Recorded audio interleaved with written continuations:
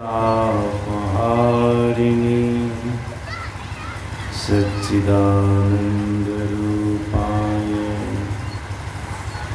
रामाय गुरवे रविर्वाहि तमोऽहन्तिर्स्यान्तर्ध्वान्तमहागुरो तस्मात् मे गुरुं वन्दे हृदयस्थदिवाकरम् हृदयस्थदिवाकरम्।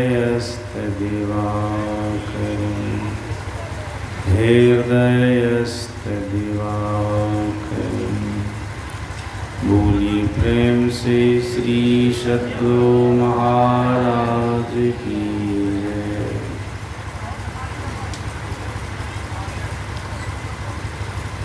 इस पावन स्थल पर मंचासीन महामहिमा मंडित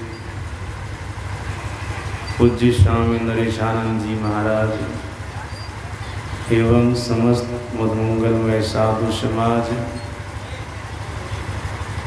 आदरणीय परम श्रद्धेय मन संचालक महोदय श्री दयानंद बाबू, परम आदरणीय सत्संग प्रेमी महानुभावों तथा आदरणीय माताओं एवं भक्तिमती बहनों, परमात्मा स्वरूप सद्गुरु महाराज की असीम अनुकंपा से हम आप सभी लोग संत मत के सत्संग में उपस्थित हैं। संत मत सत्संग के द्वारा ज्ञान योग युक्त ईश्वर भक्ति का प्रचार प्रसार होता है और संत मत सत्संग का अपना खास नियम है। कहीं भी किसी भी अवसर पर होता है तो स्तुति विनती या स्तुति प्रार्थना के बाद सद्ग्रंथ से पाठ होता है। प्रवचन करने वाले प्रवक्ता लोग पावा लोग उस पाठ की व्याख्या करते हैं। यहाँ पर कुछ देर पहले संत मत सत्संग की नियमानुकूल स्तुति विनती के बाद सद्ग्रंथ रामचरितमानस सार सटीक से पाठ हुआ। पाठ के अंदर काकभुसुंडी और गरुड़ जी का संवाद था। पक्षीराज गरुड़ जी ने काकभुसुंडी जी महाराज से 7 प्रकार के प्रश्नों को किए। काकभुसुंडी जी महाराज ने पक्षीराज गरुड़ जी के 7 प्रकार के प्रश्नों का उत्तर दिए। सो पाठ में हम आप सभी लोग श्रवण कर रहे हैं। पक्षीराज गरुड़ जी का पहला प्रश्न था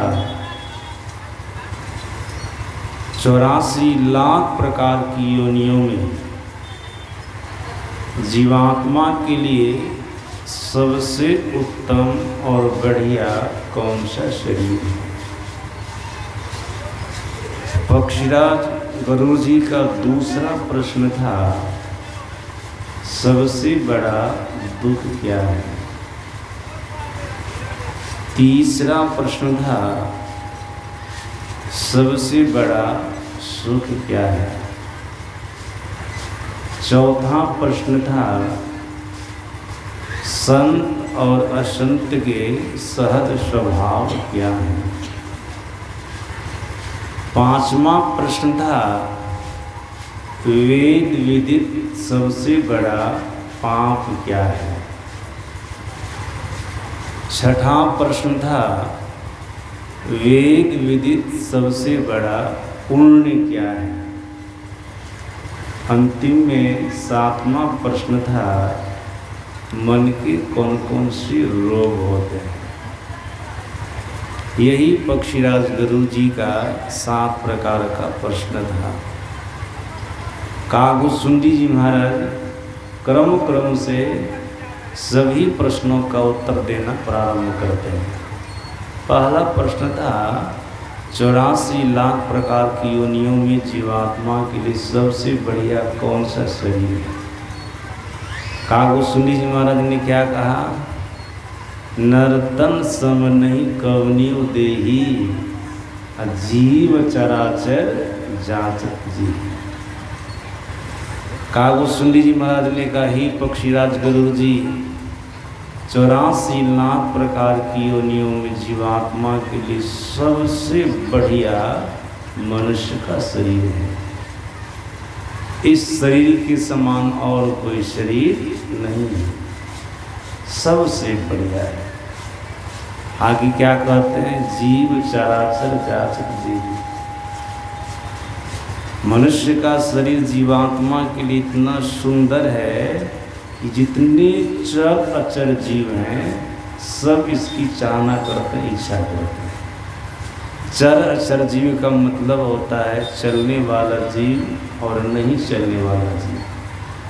चलने वाले जीवों में पशु पक्षी कीड़े मकोड़े आदि हैं। नहीं चलने वाले जीवों में वृक्ष हैं, पहाड़ हैं, उसके भी अंदर है जीव। वो तो कहीं आता जाता नहीं, चलता फिरता नहीं, वो अचर हैं। और चलने वाले जो पशु पक्षी कीड़े मकोड़े सब के सब मनुष्य शरीर पाना चाहते हैं। सज्जना वृक्ष पहाड़ के अंदर रहने वाला जीव या पशु पक्षी कीड़े मकोड़े के शरीर में रहने वाला जीव अधम शरीर को पाया है तो मनुष्य शरीर पाना चाहते हैं। लेकिन आप लोग बारंबार सत्संग में सुनते रहते हैं, जिस देवताओं की उपासना मनुष्य करता है, जो जीव देवता वाला शरीर को धारण किए हैं वह भी मनुष्य शरीर पाना चाहते हैं। कोई साधारण पुरुष ऐसा नहीं कहा है। निर्गुण निराकार ब्रह्म के अवतार सगुण साकार रूप राम ने ऐसा कहा। अपने राजत्व काल में अपनी प्रजा को कहा था, प्रजाओं ध्यान से सुनो, मैं तुम लोगों को कुछ उपदेश कर रहा हूँ। परमात्मा श्री राम ने क्या कहा था, आप लोगों को जो मनुष्य का शरीर मिला है बड़ा भाग्य से मिला है, और यह शरीर ऐसा है कि इस शरीर की कामना देवता लोग भी करते हैं। बड़े भाग मानुष तन पावा, सुर दुर्लभ सब ग्रंथ ही गावा। इस शरीर को देवता लोग भी पाना चाहते हैं। सज्जन, आप लोगों को सुन करके आश्चर्य भी लगेगा। दुनिया के सारे सदग्रंथ, दुनिया के सारे महापुरुष का कहना है कि सभी जीव मनुष्य शरीर को पाना चाहते हैं। इसकी खासियत क्या है, इसकी विशेषता क्या है। परमात्मा श्री राम ने अपनी प्रजा को कहा था मनुष्य शरीर के लिए, क्या कहा था, साधन धाम मोक्ष कर द्वार। मनुष्य का शरीर जीवात्मा के लिए सभी साधनों का घर है, धाम है। जो कर ले, इस शरीर में रह करके आप पाप कर सकते हैं, इस शरीर में रह करके आप पुण्य कर सकते हैं, इस शरीर में रह करके आप परमात्मा की भक्ति कर सकते हैं। ये सारी व्यवस्थाएं इस शरीर में, जो करना चाहे कर सकते हैं। क्योंकि मनुष्य का शरीर कर्म प्रधान शरीर माना गया है, कर्म करने वाला शरीर है। इसमें रह करके आप जैसा कर्म करेंगे वैसा फल आपको मिलेगा। कर्म प्रधान शरीर है। फिर इसी शरीर में मोक्ष का द्वार है, मतलब सभी दुखों से छूटने का द्वार है।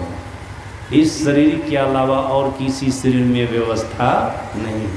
हम लोगों के सदगुरु महाराज महर्षि में ही परमहंस जी महाराज ने भी कहने की कृपा की है, केवल नर ही तन से मुक्ति को पावहु, याते यह तन दुर्लभ मुक्ति कमावो। सदगुरु महाराज जी कहते केवल एकमात्र मनुष्य शरीर में ही रह करके कोई मोक्ष को पा सकता, मुक्ति को पा सकता है।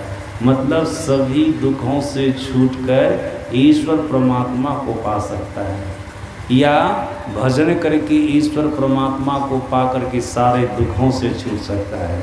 ये व्यवस्था इस शरीर में है, इस शरीर के अलावा और किसी शरीर में नहीं है।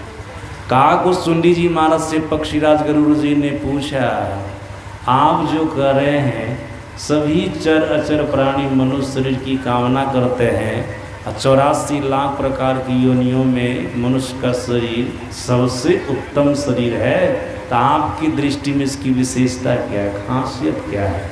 देखिए कितना बढ़िया बोले काकभुसुंडी जी महाराज। साधारण से साधारण व्यक्ति भी इस बात को समझ जाएंगे, पढ़े लिखे लोग तो समझेंगे ही, विज्ञ लोग तो समझेंगे ही, जो अनपढ़ है ना वे भी इस बात को बढ़िया से समझ जाएंगे। क्या कह रहे हैं काकभुसुंडी जी महाराज? नरक स्वर्ग अपवर्ग निशेनी ज्ञान विराग भक्ति सुदेवी। इस मनुष्य शरीर के अंदर नरक में जाने की सीढ़ी है, स्वर्ग में जाने की सीढ़ी है, अपवर्ग में जाने की सीढ़ी है। पहले सीढ़ी को समझ लीजिए, फिर नीचे वाली पंक्ति को भी समझना है। ये तो ऊपर वाली पंक्ति है। आप लोगों को सुनकर के आश्चर्य भी लगा होगा, मनुष्य शरीर के अंदर में 3-3 सीढ़ियाँ, जिसको हम आप सीढ़ी समझते हैं, चाहे वो बांस की सीढ़ी हो कि लोहा की सीढ़ी हो कि लकड़ी की सीढ़ी, किसी भी चीज़ की सीढ़ी हो, इसमें घुसेगी, इसमें घुस नहीं सकती है। लेकिन कहा जाता है इसमें 3-3 सीढ़ियाँ हैं, वो क्या है? इसका खुलासा हम लोग के सदगुरु महाराज महर्षि में ही परमहंस जी महाराज ने किया है। सज्जन, संत के मर्म को, संत के रहस्य को कोई संत ही जान सकते हैं। संत की वाणी को सही ढंग से अगर कोई अर्थ लगावेंगे तो संत ही लगावेंगे, जो उनके समान हो गए हैं। विद्या बुद्धि से भी संतवाणी का अर्थ सही ढंग से नहीं लग पाता है, कोई नहीं लगा पाते हैं।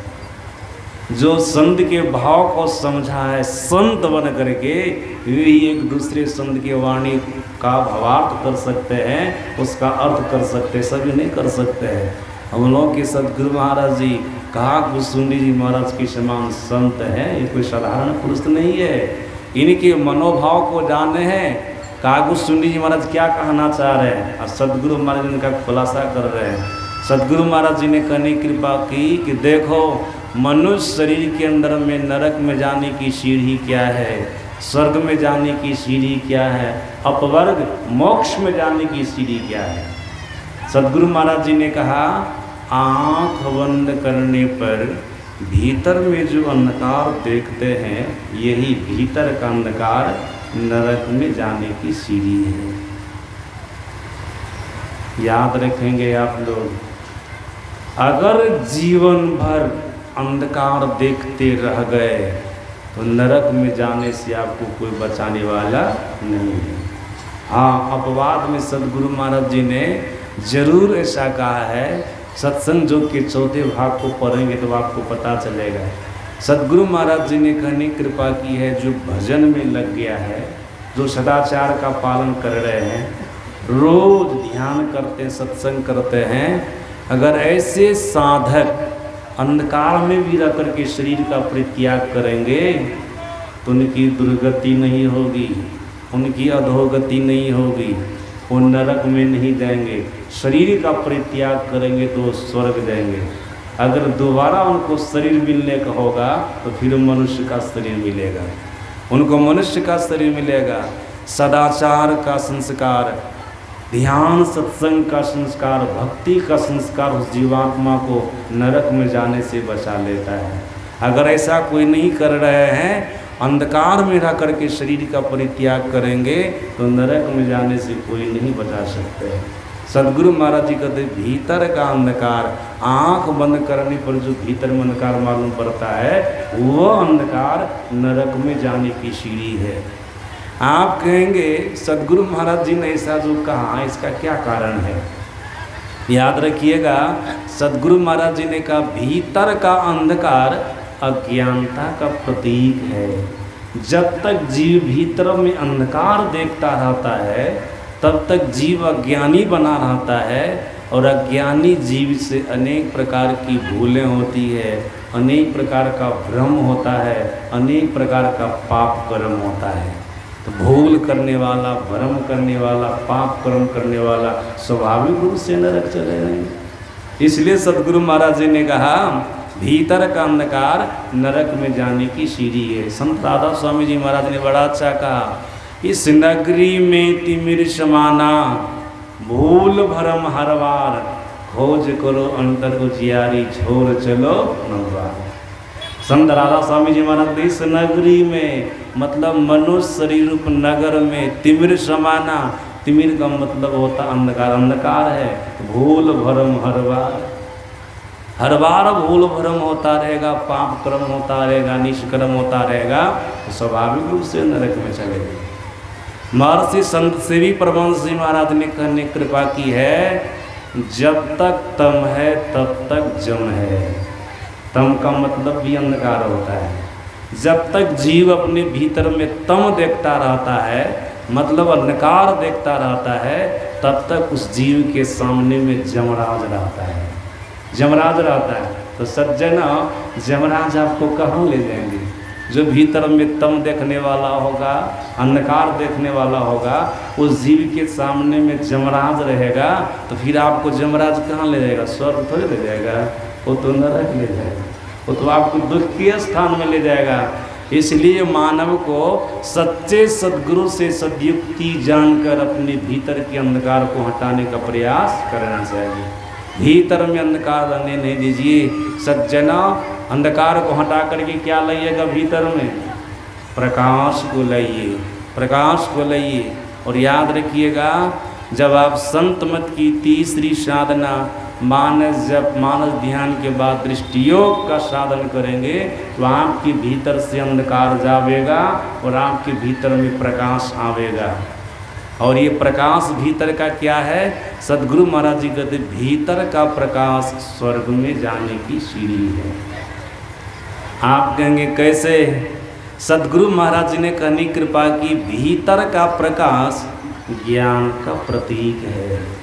जब जीव भीतर में प्रकाश देखने लगता है तब जीव ज्ञानी हो जाता है, और ज्ञानी जीव से भूल भरम पाप कर्म नहीं होता है। जो पाप नहीं करेगा, जिनसे भूलें नहीं होगी, जिनको बारंबार भड़ों में दूसरे पर संशय नहीं होगा, तो स्वाभाविक रूप से उनसे सत्कर्म होगा, अच्छा कर्म होगा और स्वर्ग में चला जाएगा, वो सुख के स्थान में चला जाएगा।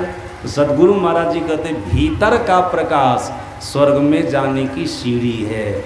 आप कहेंगे भीतर में प्रकाश होता है? सदगुरु महाराज जी ने कहने कृपा की, मैं अपने गुरुदेव के बताए अनुसार साधन किया। संत मत की तीसरी साधना मन योग पूर्वक किया, मैंने अपने भीतर में प्रकाश देखा।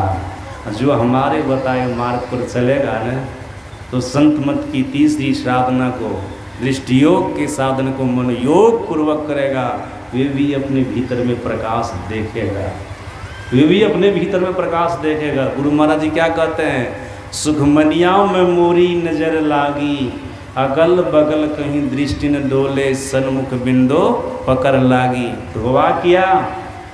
ब्रह्म ज्योति खुल गई अंदर में, निशी अंधियारी हदस भागी। सदगुरु महाराज जी ने कहा, जहाँ पर भीतर में गुरुदेव ने हमको देखने के लिए कहा था, जहाँ पर अंधकार में दृष्टि, दोनों दृष्टि की धारों को जमाने के लिए कहा था, मैंने जमाया, मेरी नज़र लग गई, एक बिंदुता की प्राप्ति हो गई। मैं श्याम बिंदु से निकल करके श्वेत बिंदु को प्राप्त कर लिया, मतलब प्रकाश को प्राप्त कर लिया। अंधकार को पार किया, प्रकाश को पाया। तो सज्जना, अगर हम आप भी संत मत की तीसरी साधना को मनोयोग पूर्वक करेंगे, तो हम आपके भी अंदर में प्रकाश होगा। प्रकाश होगा, और ये प्रकाश क्या होगा? स्वर्ग में जाने की सीढ़ी। गुरु महाराज जी कहते भीतर का प्रकाश स्वर्ग में जाने की सीढ़ी है। प्रकाश पाने वाला जीवात्मा ज्ञानी हो जाता है, इनसे किसी भी प्रकार का पाप कर्म नहीं होता है। जो पाप कर्म नहीं करने वाला होगा वो स्वाभाविक रूप से स्वर्ग जावेगा, वो स्वाभाविक रूप से स्वर्ग जावेगा। और याद रखिएगा आप लोग, जो एक बार अपने भीतर में प्रकाश को देख लेता है ना, उनसे कोई बात छिपी हुई भी नहीं रहती है। भगवान शंकर ने माता पार्वती को कहा था, मनुष्य शरीर के अंदर में संपूर्ण ब्रह्मांड है, ब्रह्मांड लक्षणम सर्वदेह मध्य व्यवस्थितम। मनुष्य शरीर के अंदर में संपूर्ण ब्रह्मांड है, लेकिन देखने में तो नहीं आता है। सदगुरु महाराज जी ने कहा देखने में आ जाएगा, जब भीतर में एक बिंदुता की प्राप्ति हो जाएगी न, तो देखने लग जाएगा भीतर में संपूर्ण ब्रह्मांड है। भगवान शंकर कोई गलत नहीं कहा है, बिल्कुल सही कहा है। सदगुरु महाराज जी ने कहा एक बिंदुता दूरबीन हो, दूरबीन क्या करे, अब पिंड में ब्रह्मांड दर्श हो, बाहर में क्या करे। इसी पिंड में आप संपूर्ण ब्रह्मांड को देखेंगे। बशर्ते अपने भीतर के अंधकार को दूर कीजिए, श्याम बिंदु को दूर कीजिए, श्वेत बिंदु को पा लीजिए, मतलब प्रकाश को पा लीजिए। इसी शरीर में आप संपूर्ण ब्रह्मांड को देखेंगे। जिस संपूर्ण ब्रह्मांड को माता यशोदा ने देखा कृष्ण के मुंह में, जिस ब्रह्मांड को माता कौशल्या ने देखा राम के अंदर में, उस ब्रह्मांड को अभी भी देखेंगे। सज्जना, मार्कंडेय जी महाराज ने नारायण के मुंह में संपूर्ण ब्रह्मांड का दर्शन किया था। जब इतिहास को पढ़ेंगे, पुराण को पढ़ेंगे, धर्म ग्रंथ का अध्ययन करेंगे तो आपको पता चलेगा। इतना ही नहीं होगा, धर्म ग्रंथ पढ़ने पर पता चलता है महाभारत के युद्ध मैदान में अर्जुन को भगवान श्री कृष्ण ने विराट रूप का दर्शन कराया था, सभी लोग जानते हैं। श्वेत द्वीप में नारद जी को भगवान नारायण ने विराट रूप का दर्शन कराया था, और भगवान श्री राम को रामेश्वरम में भगवान शंकर ने विराट रूप का दर्शन कराया था। अनेकों ऐसा उदाहरण है धर्म ग्रंथ में कि पहले के भक्तों को भगवान ने दिव्य दृष्टि प्रदान कर, श्वेत बिंदु प्रदान कर अपना विराट रूप का दर्शन कराया था। सज्जनों, अभी भी हम ईश्वर परमात्मा की विराट रूप का दर्शन करना चाहते हैं। सदगुरु महाराज जी क्या कहते, ज्योति मंडल दसिधाई के निर्घत बैराटी हो। तू अंधकार मंडल से निकलो, ज्योति मंडल में प्रवेश करो, अर्थात प्रकाश मंडल में प्रवेश करो, अभी भी तू परमात्मा की विराट रूप का दर्शन कर सकोगे, विराट रूप का दर्शन कर लेंगे। इतना ही नहीं, भगवान शंकर ने यह भी कहा ज्ञान संकलनी तंत्र शास्त्र में कि मनुष्य शरीर के अंदर में सभी विद्याएं हैं, मनुष्य शरीर के अंदर में सारे तीर्थ हैं, मनुष्य शरीर के अंदर में सारे देवता हैं। सज्जनों कैसे प्राप्त होगा? वही प्रकाश हो जाए तो भीतर में सब कुछ देखने लग जाएंगे। देहस्था सर्वविद्याश्च देहस्था सर्वदेवता देहस्था सर्वतीर्थानि गुरुवाक्येन लभ्यते। गुरु के बताए मार्ग पर चलिए, अपने भीतर में सभी चीज़ को उपलब्ध कर ले, सभी चीज़ों को पा ले। अद्भुत शरीर है, बड़ा विचित्र शरीर है। जब शरीर का अध्ययन करेंगे तो आपको पता चलेगा। डॉक्टर लोग करते उसको तो शरीर के कलपुर्जे का पता चलता है, लेकिन आप साधक होकर के इसकी खोज करेंगे कि शरीर में क्या क्या चीज़ है, तो संपूर्ण ब्रह्मांड सहित 3300 करोड़ देवी देवता सहित ईश्वर परमात्मा का भी दर्शन इसी शरीर में हो जाएगा, जिसकी खोज वैज्ञानिक लोग नहीं कर सकते, मनुष्य के शरीर में डॉक्टर लोग नहीं कर सकते हैं, उसकी खोज आप साधक बन करके मनुष्य शरीर के अंदर में कर सकते हैं। दुर्लभ से दुर्लभ पदार्थ को पा सकते हैं, दुर्लभ से दुर्लभ चीज को आप मनुष्य शरीर के अंदर में रह के पा सकते हैं। ये अद्भुत शरीर है, बड़ा अद्भुत शरीर है। प्रकाश में जाने के बाद आप क्या क्या देखेंगे इसका कोई ठिकाना नहीं है। सज्जना, फिर आगे क्या कहते हैं? काकभूषुंडी जी महाराज जी बोले कि मनुष्य के शरीर में अपवर्ग में जाने की सीढ़ी है। ये अपवर्ग में जाने की सीढ़ी क्या है? हम लोगों के सदगुरु महाराज ने इसका खुलासा किया। अपवर्ग में जाने की सीढ़ी भीतर का सार शब्द है, भीतर का सार शब्द है। सार शब्द को सभी लोग नहीं समझेंगे, साधक समझते हैं, सभी लोग नहीं समझ सकेंगे। जो संत मत की साहित्य का अध्ययन करते हैं, संत मत के सत्संग में बराबर सम्मिलित होते हैं, वे इस बात को समझेंगे सार शब्द किसको कहते हैं। सज्जनों, ईश्वर परमात्मा को सृष्टि करने की इच्छा हुई थी, मौज हुई थी, उस समय जो कंप हुआ था, उस समय जो शब्द हुआ था, उसी शब्द का नाम है सार शब्द।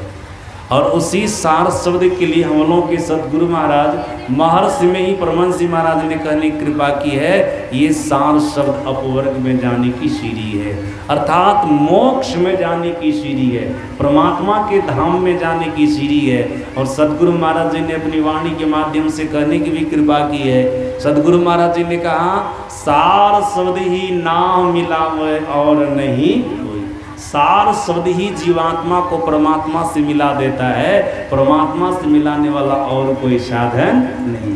ये अपवर्ग में जाने की सीढ़ी है, भीतर का सार शब्द आदिनाद अपवर्ग में जाने की सीढ़ी है। जैसे साधक प्रकाश में जाता है, पहले अनहद नादों को सुनता है, बाद में अनाहत नाद को सुनता है, और इसी अनाहत नाद को महापुरुषों ने सार शब्द कहा है। इसी के सहारे जीवात्मा परमात्मा तक की यात्रा करता है। वो अपवर्ग में जाने की सीढ़ी है, मोक्ष में जाने की सीढ़ी है। ये व्यवस्था मनुष्य के शरीर में है। और क्या है, नीचे वाली पंक्ति को देखिए, ज्ञान वैराग भक्ति सुख देगी। इसी मनुष्य शरीर में रह करके आप ज्ञान हासिल कर सकते हैं। कौन सा ज्ञान?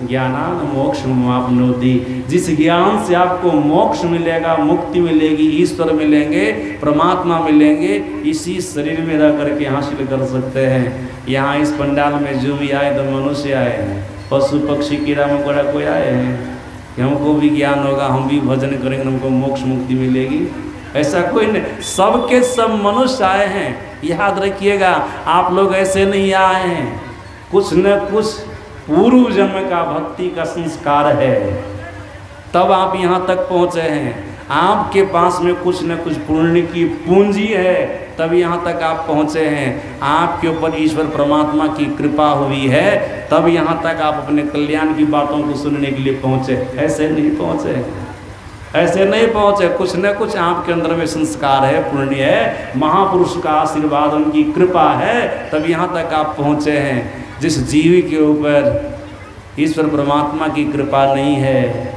जिसके अंदर संस्कार का अभाव है, पुण्य का अभाव है, वे यहाँ तक जान करके भी नहीं पहुँच सकते हैं, जान करके भी नहीं पहुँच सकते हैं। ऐसे आप नहीं, आप लोग बड़े भाग्यशाली हैं, यहाँ तक अपने कल्याण की बातों को सुनने के लिए पहुँचे हैं। सज्जना, यहाँ पर जो बात बताई जाती, ज्ञान बताया जाता है, वह मोक्ष की बात है, जिससे आपको मुक्ति मिलेगी, जिससे आपका भला होगा, जिससे आपका कल्याण होगा, वो बात बताई जाती है। इसको ग्रहण केवल मनुष्य कर सकता है। ज्ञान वैराग्य, वैराग भी किसको होता है? मनुष्य को होता है। मनुष्य के अलावा पशु पक्षी कीड़े मकोड़े को वैराग्य नहीं होता, मनुष्य को वैराग्य होता है संसार के विषयों से, संसार के प्रपंचों से। और याद रखिएगा, जब तक मनुष्य के अंदर में संसार के विषयों से, संसार के प्रपंचों से विरक्ति नहीं होगी, वैराग्य नहीं होगा, तब तक वो भक्ति पथ पर एक डेग भी नहीं चल सकता है, एक डेग भी नहीं चल सकता है, वो अपना कल्याण नहीं बना सकता है। शंकराचार्य जी महाराज ने कहा है, अत्यंत वैराग्यवतः समाधि समाहित शिव दृढ़ प्रबोधा प्रबोध तत्वस्वी बंध मुक्ति मुक्तात्मनो नित्य सुखानुभूति। शंकराचार्य जी महाराज ने कहने की कृपा की है, जिनको संसार के विषयों से, प्रपंचों से अत्यंत वैराग्य होता है, उसी की बुद्धि प्रबुद्ध होती है, दृढ़ होती है। जिसकी बुद्धि प्रबुद्ध होती है, दृढ़ होती है धर्म में, उसी को योग का 8 समाधि की प्राप्ति होती है। जिनको योग के 8 समाधि की प्राप्ति हो गई, वही जीवात्मा सभी प्रकार के बंधनों से, शरीर संसार के बंधन से, कर्म के बंधन से, वासना के बंधन से, भोगेच्छा के बंधन से, सभी प्रकार के बंधनों से मुक्त पा करके, सभी प्रकार के बंधनों से छोड़ करके ईश्वर परमात्मा को पाता, मोक्ष को पाता, मुक्ति को पाता है। वैराग्य होना चाहिए, वैराग्य वैराग्य वैराग्य होना चाहिए। किसको होगा? पशु पक्षी कीड़ा मकोड़ा को होगा, अन्य जीव को होगा नहीं, मनुष्य शरीर में रहने वाले जीवात्मा को वैराग्य होगा, इनको वैराग्य होगा। सज्जनों, आगे तीसरी बात है भक्ति। भक्ति भी कौन करेगा? जिससे मुक्ति मिलती, मोक्ष मिलता है, परमात्मा मिलते हैं। जिस भक्ति को करने से जीव इस लोक में और परलोक में सुख से रहता है। मर्यादा पुरुषोत्तम भगवान श्री राम ने कहा, ज्यों परलोक यहाँ सुख चहो, सुनि बचन हृदय दृढ़ हो, सुलभ सुगद मार्ग या भाई भगति मोर पुराने श्रुति गाय। बोले मेरी भक्ति करने से मतलब ईश्वर परमात्मा की भक्ति करने से जीव इस लोक में और परलोक में दोनों जगह सुख से रहता है। सज्जनों, भक्ति कौन करेगा? मनुष्य करेगा। मनुष्य के अलावा और कोई जीव परमात्मा की भक्ति नहीं कर सकता है। ये सारी व्यवस्था मनुष्य शरीर के अंदर है, मनुष्य शरीर के अंदर में है। 3 प्रकार की श्री यहाँ लगी हुई है, ज्ञान वैराग भक्ति, ये सब सारी व्यवस्था मनुष्य शरीर के अंदर में है। इसलिए 84 लाख प्रकार की योनियों में जीवात्मा के लिए सबसे उत्तम बढ़िया मनुष्य का शरीर है। इसमें रहने वाला जीवात्मा अपना कल्याण बना सकता है, अपना भला कर सकता है, जन्म मरण के चक्र से छूट सकता है। ये व्यवस्था इस शरीर में है। सज्जनों, अब दूसरा प्रश्न था पक्षीराज गरुड़ जी का सबसे बड़ा दुख क्या है? इस पर क्या कहा था काकुसुंडी जी महाराज ने? नहीं दरिद्र सम जग दुख माही। इस संसार में दरिद्र होने के समान और कोई दुख नहीं है। शास्त्रकारों ने, महापुरुषों ने कहा 3 प्रकार के दरिद्र होते हैं। 3 प्रकार के दरिद्र होते हैं, ध्यान से सुनेगा आपने। एक दरिद्र तो वो होता है जिनके पास धनाभाव है, धन नहीं है, धन के अभाव में वो दरिद्र है और हर तरह से दुखी रहता बेचारे। बीमारी हो जाती, इलाज नहीं करा पाता है, जैसा खाने का मन होता वैसा खा नहीं पाता है, जैसा पहनने का मन होता वैसा पहन नहीं पाता है, दरिद्र आदमी है। जैसी सवारी पर चढ़ना चाहता वैसी सवारी पर नहीं चढ़ पाता है, दरिद्र आदमी क्या करेगा?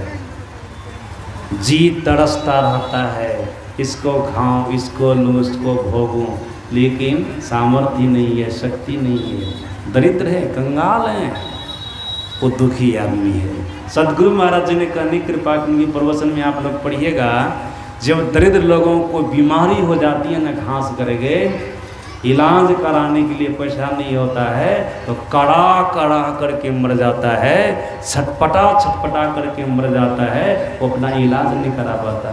ये तो आप लोगों को भी अनुभव होगा, जो दरिद्र आदमी समाज में होंगे उनके जीवन में जो दुख आता होगा, कष्ट आता होगा, तो आप लोग देखते होंगे। सज्जना, ये व्यक्ति धनहीन कैसे हो गए? याद रखिएगा, दान के अभाव में, ये दान के अभाव में दरिद्र हो गए। पीछे के जन्म में दान नहीं किया था, इस जन्म में दरिद्र हो गया, इस जन्म में दरिद्र हो गया।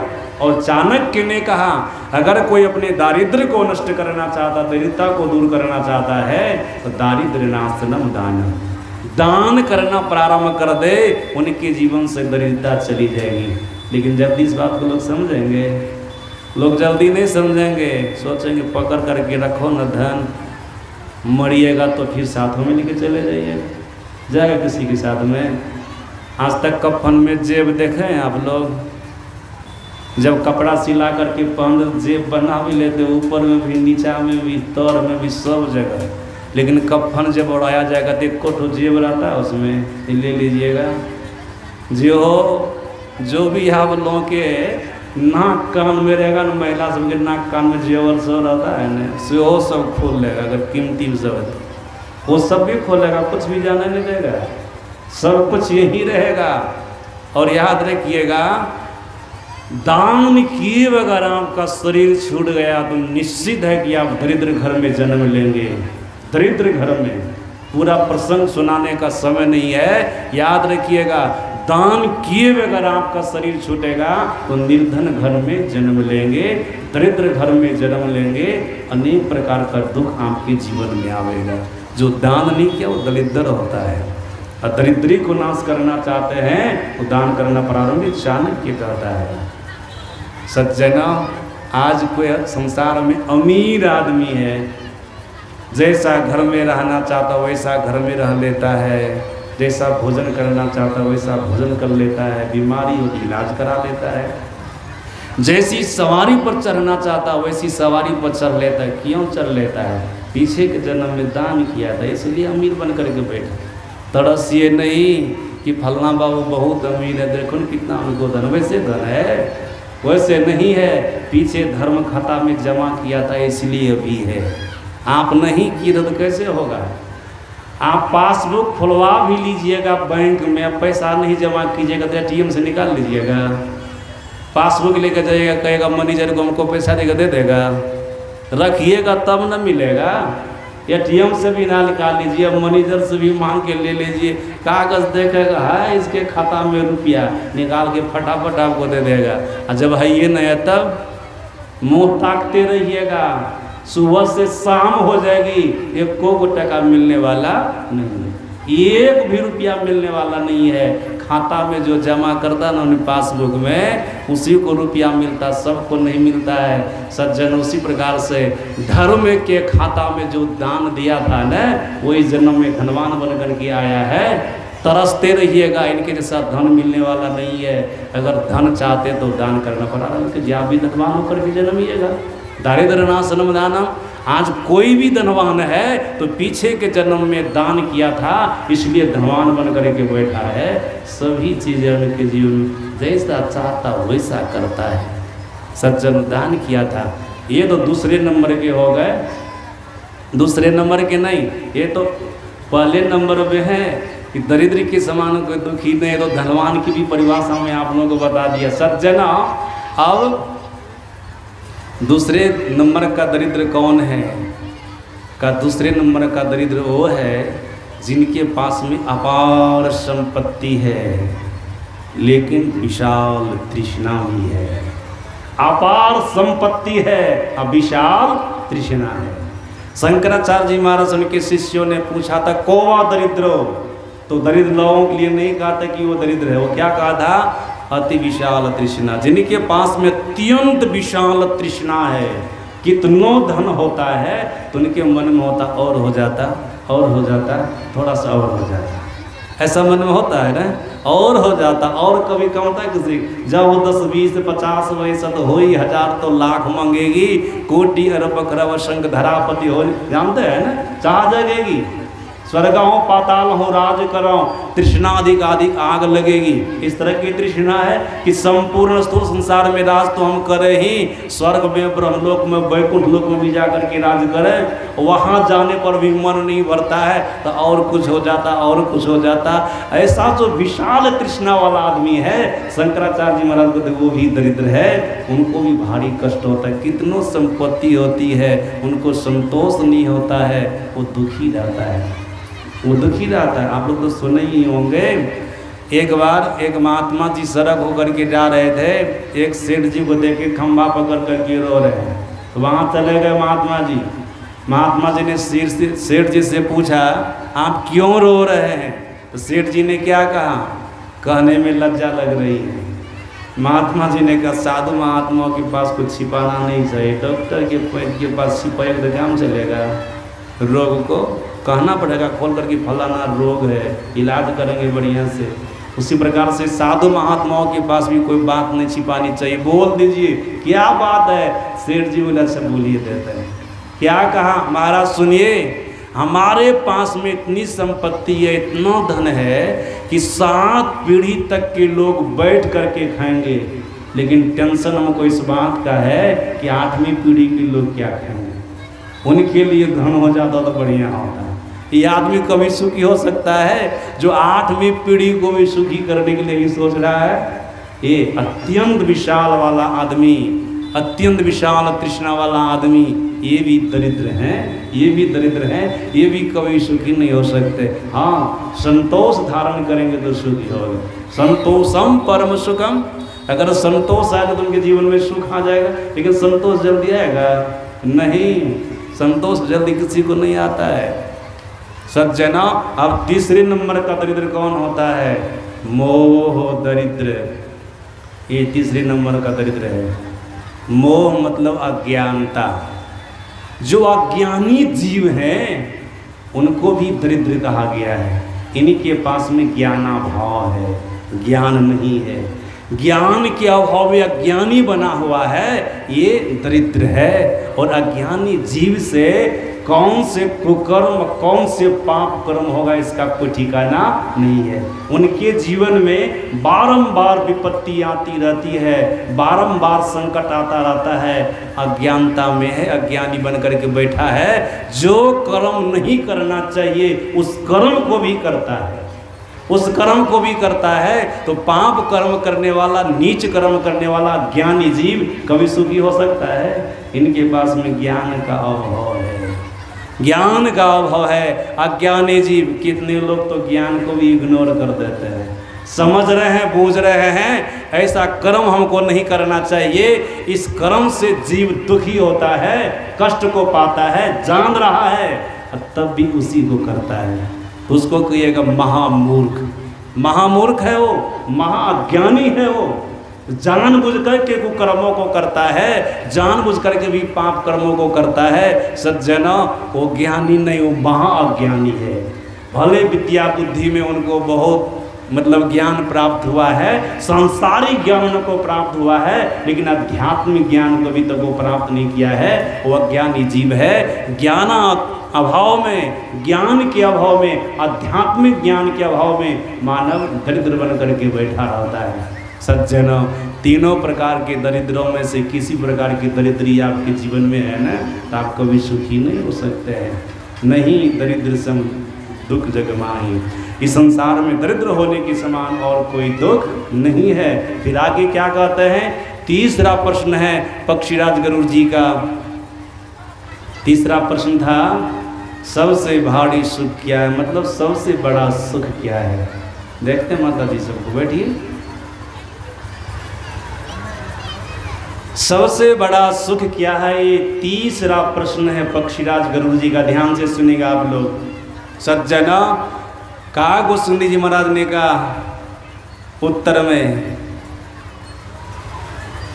संत मिलन सम सुख कछो नहीं। इस संसार में जीव को संत मिल जाए, इससे बढ़ करके और कोई सुख की बात नहीं हो सकती। संत मिलन सम सुख कछो नहीं। संत के लिए संत कबीर साहब ने बड़ा अच्छा कहा। संत क्या करते हैं जीव को? अगर कोई जीव संत के पास में जाता है तो संत क्या करते हैं? सुख देवे, मतलब अपने पास में आने वाले जीव को, अपनी शरण में आने वाले जीव को सुख देवे, सुख देते हैं। दुख को हरे, दुख का हरण करते हैं। और क्या करते हैं? करे पाप का अंत, उनके पाप का अंत कर देते हैं। उनके जीवन में रत्ती भर भी पाप रहने नहीं देते। संत तरस जिमी पातक करे, करे पाप का अंत। कह कबीर वे कम मिले परम स्नेही संत। संत के अंदर वो सामर्थ्य होता है, शक्ति होती है, जो शरण में आ जाता है उनको सुख देते हैं, उनके दुख को दूर करते हैं, उनके पाप को अंत कर देते हैं। संत कबीर साहब कहते हैं संत जीव को कब मिलते हैं? तो परमात्मा श्री राम का वचन है ना, पुण्य पुंज बिनु मिला ही ना संत। जब तक किसी के पास में पुण्य की पूंजी नहीं होगी तब तक ऐसे संत मिलने वाले नहीं हैं। ऐसे संत नहीं मिल सकते। सज्जना, अगर ऐसे संत आपके जीवन में मिल गए तो फिर आपके लिए तो कहना ही क्या है। आपके जीवन से दुख को दूर करेंगे, आपके जीवन में सुख भर देंगे, आपके जीवन में रत्ती भर भी पाप रहने नहीं देंगे, रत्ती भर भी पाप रहने नहीं देंगे। सज्जना, ये संत के मिलन से जीव को भारी सुख की प्राप्ति होती है। अब देख लीजिए, काकुसुंडी जी महाराज से चौथा प्रश्न करते हैं पक्षीराज गरुड़ जी, संत और असंत के सहज स्वभाव क्या है? एक प्रसंग सुना करके अपनी वाणी में विराम दूंगा, पूज बाबा से सुनिएगा। सज्जना, संत और असंत का सहज स्वभाव, एक प्रसंग से आप लोग बढ़िया से समझ लीजिएगा, संत और असंत का सहज स्वभाव क्या है। कागभूषण जी महाराज ने कहा था, जो मन से, वचन से, कर्म से दूसरे का परोपकार करते हैं, ये संत का सहज स्वभाव है। मोट में समझ लीजिए, जो संत मन से, वचन से, कर्म से दूसरे का अपकार करते हैं वो असंत है। इनका अपना ये सहज स्वभाव है। एक प्रसंग में आप लोगों को सुनाता हूँ। एक राजगुरु थे जयदेव, बहुत बड़े संत थे। ये राजगुरु थे। सज्जनों, एक दिन इनको राजा ने बहुत सारा धन दिया, सोना, चांदी, हीरा, जवाहरात बहुत दिया। पोटली में बांध करके ले जा रहे थे। ये जयदेव जी महाराज गीत गोविंद के बहुत बड़े कलाकार थे, रचयिता भी थे। पढ़े लिखे लोग जानते होंगे इनका नाम। गीता प्रेस से कल्याण पत्रिका निकलती है, उसमें ये प्रसंग है। और हमारे पास में कल्याण पत्रिका का जो विशेषांक है बोध कथा के रूप में सो भी है, उसमें भी है। सज्जनों, जैसे राजभवन से निकले राजगुरु जयदेव जी महाराज, सोना, चांदी, हीरा, जवाहरात को लेकर के, कुछ डाकुओं को भनक लग गया इसका, इनके पास में धन है, आज राजा दिया है। 4 डाकू इनके पीछे लग गए। 4 डाकू लग गए इनके पीछे। जंगल के मार्ग से जा रहे थे, रास्ते में चारों डाकुओं ने इसको घेरा। जो भी सोना, चांदी, हीरा, जवाहरात था सब छीन लिया। केवल धने नहीं छीना, जयदेव का दोनों हाथ काट लिया। हाथ काट करके और क्या किया, एक सूखा कुआं था, पानी नहीं था उसमें गिरा दिया। देखिए दुष्ट कैसा होता है। धन छीन लिया, हाथ काटना कोई जरूरी था, कुआं में गिराना कोई जरूरी था। ये नीच न है, इसी को दुष्ट कहते हैं। दुष्ट का तो ऐसा स्वभाव होता है, हम मिटेंगे तो मिटेंगे लेकिन तुमको मिटा करके छोड़ेंगे। ये तो दुष्ट का सब स्वभाव है ना, सब स्वभाव। क्या होता है, डाकू तो अपने अपने घर चले गए। कुछ समय के बाद राजा अपने सिपाहियों के साथ उसी जंगल में आखेट करने के लिए आए, घूमने फिरने के लिए, शिकार करने के लिए आए। सैनिक लोगों को प्यास लगी तो राजा ने कहा कुआं खोज लो, पानी पी लेना। सैनिक लोग कुआं खोजने लगे। संजोग देखिए उसी कुआं के पास चले गए। बाल्टी गिराए, रस्सी बांध करके बाल्टी गिराए कुआं में।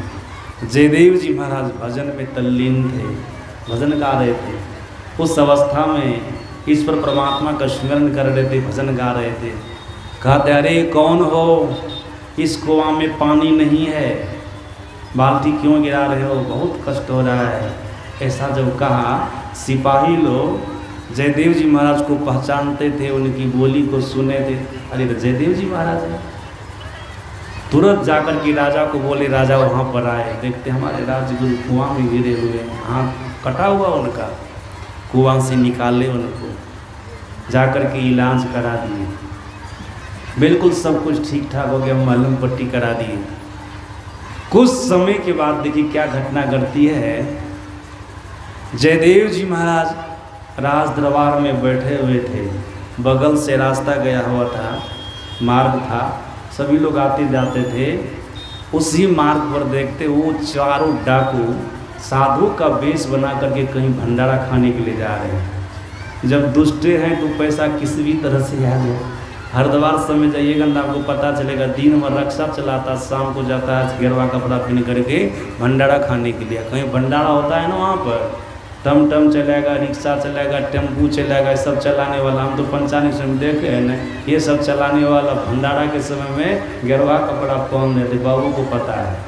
दिन भर अपना काम करते हैं। बाबा भी थे ना वहाँ पर, इनके ही साथ था मैं वहाँ पर झाड़ी में जंगल में हरिद्वार में रहता था, कई वर्षों तक वहाँ पर रहा। सज्जनों ये सब तो है नीच लोगों का काम, पैसा किसी भी तरह से आ जाए, पुण्य से आ जाए कि पाप से आ जाए, सत्कर्मों को करने से आ जाए कि पाप कर्मों को करने से आ जाए, किसी भी तरह से धन आ जाना चाहिए, पैसा आ जाना चाहिए। सोचा भंडारा खाएंगे पेटो भरेगा, मालो मिलेगा, दक्षिणा भी मिलेगी, ये ख्याल था उनका। जा रहे थे चारों डाकू वेश बदल करके बढ़िया से, जयदेव जी महाराज चारों डाकू को पहचान लिए, यही हमारा धन छीना था और हमारे हाथ को काटा था। जानते थे, पहचानते थे, लेकिन राजा की पूछने पर बताए नहीं थे। संत कभी किसी को दुख देना नहीं चाहते, याद रखिएगा। संत का अपना सहज स्वभाव है कि दुख देने वाले को भी सुख पहुंचाना, अपकार करने वाले का भी उपकार करना। संत सहज स्वभाव खगराया, इनका तो अपना सहज स्वभाव है कि दूसरे को सुख पहुंचाना, दूसरे का परोपकार करना, अपकार करने वाले का उपकार करना, इनका तो अपना सहज स्वभाव है।